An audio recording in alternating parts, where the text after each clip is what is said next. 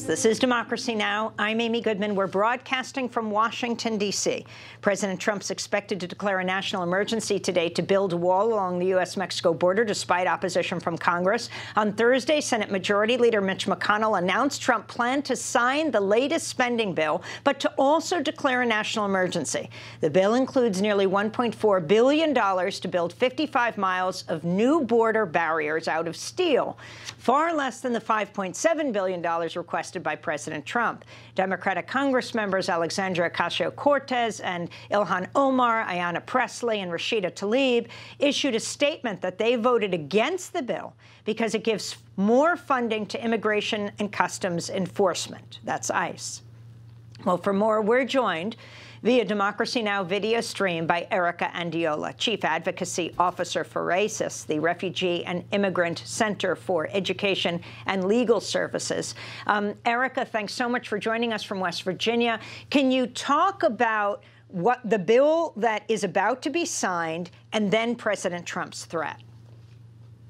Yeah, for me, is very alarming, very, very alarming to see that this president is about to use a national emergency as a political card, basically, to try to get this wall, which we know it's not going to do anything to actually solve the problem that is happening at the border.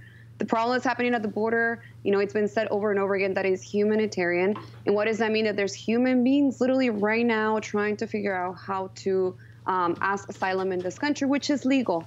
And so it's definitely alarming, and I really hope that we can rise up if he does this, because we can't continue to let him do this.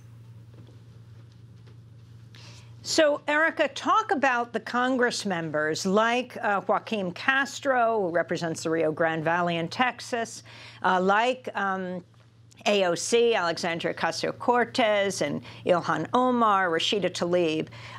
They're voting against the legislation, and why? Yeah, which is the right thing to do, and that is because, we need at least, we've been pushing for Democrats to actually do the right thing, to stop playing his games. He's been, using this. He's been using this basically for political purposes. We saw when the elections were happening in 2018, where all of a sudden the caravan was this huge threat, and then the elections are over, and there's nothing else about the caravan coming out of Trump's mouth, right after November. And so we have seen that this is a political stunt.